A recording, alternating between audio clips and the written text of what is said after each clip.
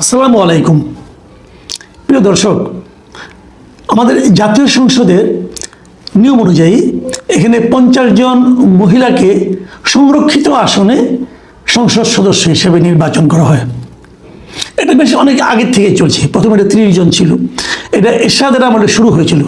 তখন এটা নিয়ে নানা ধরনের কথাবার্তা হয়েছিল যে এরশাদের আমলে কে কে কোন ধরনের নারীরা সংসদ সদস্য হওয়ার যোগ্য হচ্ছেন, এবং সেটা নিয়ে ওই সময়ে খুব বহুল প্রচারিত এবং খুবই জনপ্রিয় একটা সাপ্তাহিক পত্রিকা ছিল যায় যায় দিন, যার সম্পাদক ছিলেন মিস্টার শফিক রেহমান। তিনি একবার একটা কভার স্টোরি করেছিলেন যে সংসদের 30 সেট অলংকার। এখন সেই কভার স্টোরির কারণে যায় যায় দিন পত্রিকা বন্ধ হয়ে গিয়েছিল, ওনাকে দেশ ত্যাগ করতে হয়েছিল। সেই কভার স্টোরি যে মূল বক্তব্যটা ছিল, সেই বক্তব্যটা আসলে অলংকার বলতে কি বোঝানো হয়েছিল, তারা সংসদের জন্য শোভা বর্ধনকারী কিনা, এবং তারা জাতীয় সংসদের ডিসিশন মেকিংয়ে আদৌ কোনো ভূমিকা রাখেন কিনা, এসব নানা বিষয়ে উল্লেখ করা হয়েছিল। এবং তাদেরকে কিভাবে নির্বাচন করা হয়, এরশাদ সাহেবের সেই সময় রমণী মোহন হিসেবে বেশ পরিচিতিও ছিল, সেসব ঘটনাও কিন্তু ওই রিপোর্টে আকার ইঙ্গিতে এসেছিল। হয়তো সে কারণে এরশাদ সাহেব ওনার উপর খুবই ক্ষিপ্ত হয়ে গিয়েছিলেন এবং উনাকে দেশ থেকে বিতাড়িত করেছিলেন। ওনার পত্রিকাও বন্ধ হয়ে গেছিল। সেই 30 থেকে এখন 50-এ উত্তীর্ণ হয়েছে। কিন্তু এখনো এই নারী যারা সংসদ সদস্য হচ্ছেন, তাদের নির্বাচন প্রক্রিয়া এবং তাদের সংসদের ভূমিকা রাখার যে বাস্তবতা, সেগুলো থেকে কি আমরা বিরাট কোনো পরিবর্তন পেয়েছি? এই প্রশ্নটা কিন্তু আমি মনে করি একটা জরুরি প্রশ্ন। আমাদের এখানে এই যে নারী সদস্য নির্বাচিত হয়, কিভাবে হয়? নিয়মটা হলো, আমাদের 300 আসনে ইলেকশন হয়, ডাইরেক্ট ইলেকশন, সাধারণ মানুষ ভোট দিয়ে বানায়। ওখানেও কিন্তু নারীরা নির্বাচিত হন। এবারে নির্বাচনে অনেক নারী ইলেকশন করেছেন, জনগণ ভোট দিয়েছে, এবং কোনো কোনো নারী পুরুষ প্রার্থীদেরকে পরাজিত করে ইলেক্টেড হয়েছেন। একজন নারী তো আপনার দলের কোনো মনোনয়ন পাননি, স্বতন্ত্রভাবে নির্বাচন করে উনি কিন্তু জাতীয় প্রার্থীদেরকে হারিয়ে নির্বাচিত হয়েছেন। আমি ব্যারিস্টার রুমিন ফারহানার কথাই বলছি। আবার এই রুমিন ফারহানাই কিন্তু 2018-র যে সংসদ ছিল, সেই সংসদে সংরক্ষিত আসনে এমপি ছিলেন বিএনপির। তো এই বিষয়গুলো কিন্তু নানাভাবে আসে। কিন্তু আমার কথা হলো যে প্রক্রিয়ায় নির্বাচিত হন সাধারণত মহিলা এমপিগণ, সেই প্রক্রিয়াটাকে আপনাকে কতটুকু গণতান্ত্রিক বলবেন? এগুলো কি সাধারণ মানুষের ডাইরেক্ট ভোটে হন না, ওনারা এমপিদের ভোটে হন। যে এমপিরা থাকেন সংসদে, 300 এমপি আছে, এই 300 এমপি ভোট দিয়ে এদেরকে বানায়, 50 জনকে বানায়। হিসাবটা এরকম যে এটা একটু পরোক্ষ ভোট আর কি। এরকম হিসাব যে যেহেতু 300 এমপির জন্য 50 জন মহিলা এমপি, সেহেতু হিসাবটা এরকম যে প্রতি 6 জন এমপির জন্য 1 জন মহিলা এমপি পাবে। এখন যেহেতু এটা আনুপাতিক হারে, যে দলের যতগুলো, যেমন ধরেন আপনার জামাতে ইসলাম এবং তার জোট, তারা 77টা এমপি পেয়েছে। এখন 77টা যদি আপনি এমপিকে যদি আপনি 6 দিয়ে ভাগ দেন, তাহলে আপনি পাবেন 13। তার মানে ওনারা 13 জন এমপি পাবেন এই জোট।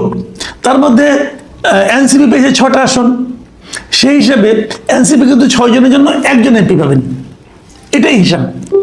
তো এক্ষেত্রে ইন্টারেস্টিং হলো, জামাত কিন্তু একটা গণতান্ত্রিক কাজ করেছে। সেই গণতান্ত্রিক কাজটা হলো, তারা তাদের জোটের যারা কোনো আসন পায়নি ইলেকশনে, তাদের জন্য ওনারা 3টা এমপি আসন ছেড়ে দিয়েছেন। জামাতের হিসাবে জামাতের পাওয়ার কথা হলো 12টা এমপি, মহিলা এমপি। ওনারা 12 জনকে মনোনয়ন দেননি, ওনারা দিয়েছেন 9 জনকে, এবং বাকি 3টা ওনারা মনোনয়ন দিয়েছেন তাদের শরিক দলগুলোর থেকে। শরিক দলগুলো কে? একটা পেয়েছে জাকপা, একটা পেয়েছে খেলাফত মজলিস, এবং আরেকটা পেয়েছে এনসিপিকে তারা আরেকটা দিয়েছে। এনসিপির ডক্টর মাহমুদা মিতু উনি পেয়েছেন। তো ওনারা দিয়েছেন 3টা আসন তারা ছেড়ে দিয়েছে, আর বাকি 9টা তারা রেখেছে জামাতের। আর এনসিপির যে একটা ভাগে পাওয়ার কথা, ওটাতে এনসিপি তাদের একজন প্রার্থীকে, মনিরা শারমিনকে দেওয়ার কথা আর কি, সম্ভবত উনি হচ্ছেন। এইভাবে 13টা, আর বাকি 36টা আসন কিন্তু পেয়ে যাচ্ছে বিএনপি। তো 13 আর 36 49। আরেকটা পাবে যারা কি স্বতন্ত্র নির্বাচিত হয়েছে, তারা একজনকে, যে কোনো একজনকে তারা দেবে। এইভাবে কোটার ভিত্তিতে এই এমপিগুলো নির্বাচিত হয়। এখন প্রশ্ন হচ্ছে, এই যে নির্বাচিত হচ্ছেন, এদের কাজটা কি? দেখেন 300 আসনের জন্য 300 জন এমপি আছে।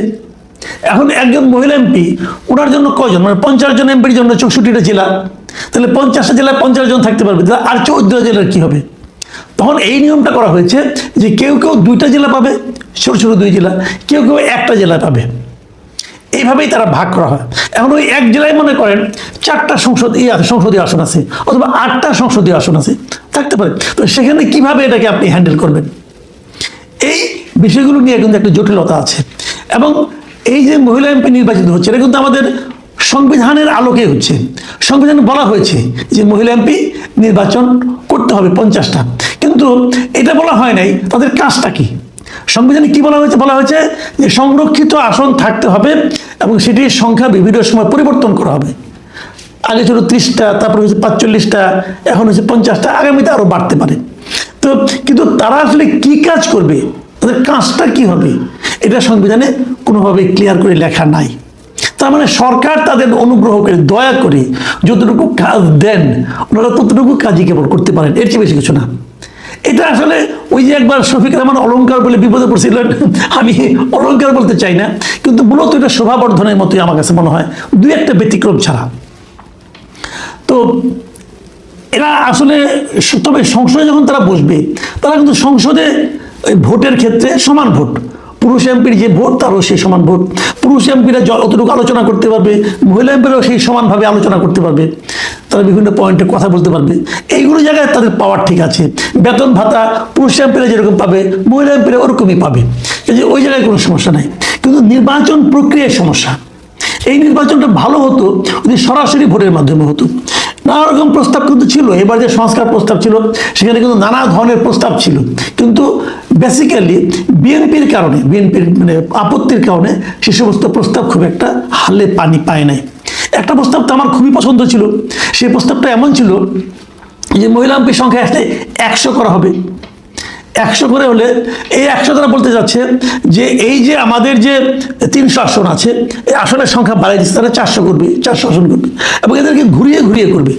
ঘুরিয়ে ঘুরিয়ে কিভাবে, যেমন আমি উদাহরণ দিয়ে বলি আপনাকে, যেমন ধরেন এখন 100, এই 400 আসনের মধ্যে 100 আসন ঠিক করবে যে এই 100 আসনে কেবল মহিলাই প্রার্থী থাকবে, কোনো পুরুষ প্রার্থী থাকবে না, সব দলের ক্ষেত্রেই। 100টা আসন দ্বারা ঠিক করে দেবে যে এই 100টা আসনে সমস্ত দলকেই কেবলমাত্র মহিলা প্রার্থী দিতে হবে। তাহলে মহিলা প্রার্থীর সঙ্গে অন্য দলের মহিলা প্রার্থীর একটা ভোটের লড়াই হবে। আবার 5 বছর পরে যখন আবার নতুন নির্বাচন হবে, তখন এই 100টাকে বাদ দিয়ে অন্য 100 আসনে কেবল মহিলা প্রার্থী দিতে হবে।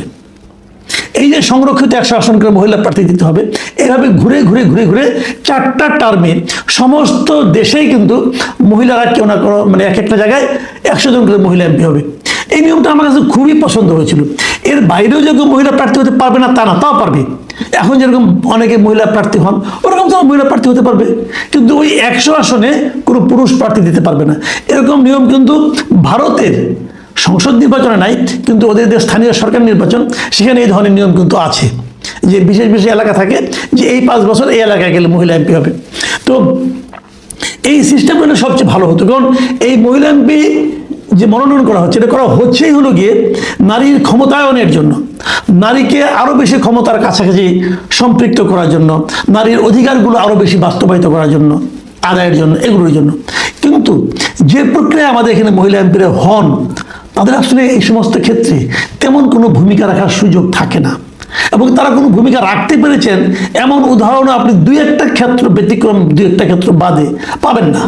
যেমন ব্যতিক্রম বারবার আমি বলতেছি এই কারণে কি, যেমন 2018 যে নির্বাচনটা হয়েছিল, সেই নির্বাচনে বিএনপির মহিলা এমপি, বিএনপি 6টা এমপি পেয়েছিল, তাই 6টা হিসেবে সে একটা মহিলা এমপি পায়। সে একজন মহিলা এমপি ছিলেন বেশ রুমিন ফারহানা, এবং আমরা দেখেছি ওই 6 জনে মিলে যা করেছে তার চেয়ে বেশি ভূমিকা এক রুমিন ফারহানায় রাখছিল 2018 আমরা সংসদের কথা যদি বলি। কাজে 2-1টা ব্যতিক্রম আছে, কিন্তু এছাড়া মহিলা এমপিরা নারীর ক্ষমতায়নে খুব ভূমিকা রেখেছেন এরকম অন্তত পক্ষে আমি দেখিনি। একটা বিষয় খুব ইন্টারেস্টিং, এটা বলে আমি শেষ করি। এইবার যাদের নাম দেখলাম, বিএনপি তাদের 36 জনের নাম ঘোষণা করছে, জামাতও ঘোষণা করছে। জামাতের একটা প্রথম থেকে বলা হচ্ছিল তাদের কোনো কেন্দ্রীয় নেতৃবৃন্দ কোনো কোটার ভিত্তিতে কাউকে তারা দিবে না, এমপি বানাবে না, কোনো এমপির আত্মীয় স্বজনকে এমপি বানাবে না। এবং যতটুকু আমি জেনেছি তারা সেটা মেনটেন করেছে, তারা রেখেছে।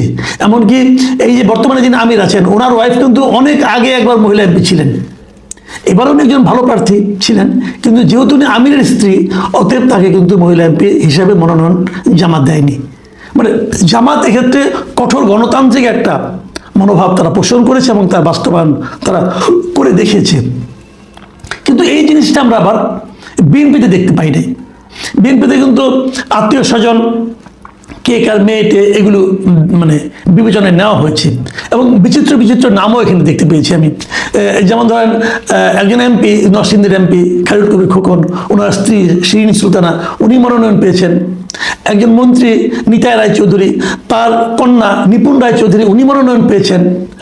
তারপরে আরও দু একজন আছেন যারা নাকি মনোনয়ন পেয়েছেন, যেমন চট্টগ্রামের সাবেক এমপি ও হুইপ ছিলেন যে সৈয়দ ওয়াহিদুল আলম, তার সন্তান, তার কন্যা, উনি মনোনয়ন পেয়েছেন।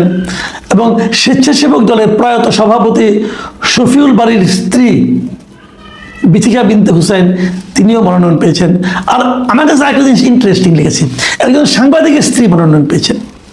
তিনি হচ্ছেন আপনাদের খুব পরিচিত জিল্লুর রহমান, তৃতীয় মাত্রায় যিনি উপস্থাপনা করেন, এবং অন্তর্বর্তীকালীন সরকারের সময় ওনার ভূমিকাও খুব ভালো ছিল, উনি অনেক, এবং ওনার অনুষ্ঠানটাও খুবই চমৎকার। টকশোর ক্ষেত্রে তাকে আমি পাইওনিয়ারই বলবো, উনি বাংলাদেশের টকশোটাকে জনপ্রিয় করেছেন। সেই জিল্লুর রহমানের স্ত্রী ফাহমিদা হক, তিনিও বিএনপির মহিলা এমপি হিসাবে মনোনয়ন পেয়েছেন। মানে মনোনয়ন পাওয়া মানেই নির্বাচিত হয়ে যাওয়া আসলে।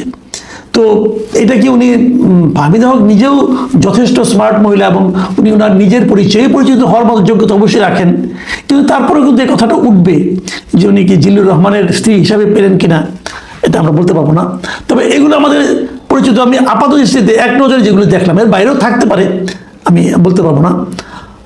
এইগুলি ওনারা পেয়েছেন, কিন্তু শেষ পর্যন্ত ওনাদের ভূমিকাটা কি হবে হয়তো তার উপরে নির্ভর করবে। কারণ বিএনপি যারা পেয়েছেন এদের অনেকেই কিন্তু আবার ছাত্র দলের নেত্রী ছিলেন, যে হয়তো তারা ভালোই ভূমিকা রাখবেন বলে আমার ধারণা। আমি চাইব যে আমাদের দেশে যারা নাকি এরকম মহিলা এমপি হবেন, তারা যেন সংসদে ভালো ভূমিকা রাখেন। এবং আমি এটাও চাইবো সামনে সংবিধান সংশোধন হবে, এই মহিলা এমপিদের জন্য সুনির্দিষ্টভাবে তাদের কর্মকাণ্ড কী হবে, তাদের কার্যক্রম কী হবে, তাদের দায়িত্ব কী হবে, এটা যদি যেন নির্ধারণ করে দেওয়া হয়, তাহলে তারা আর অলংকার হয়ে থাকবেন না, হয়তো একটা ভূমিকাও রাখতে পারবেন।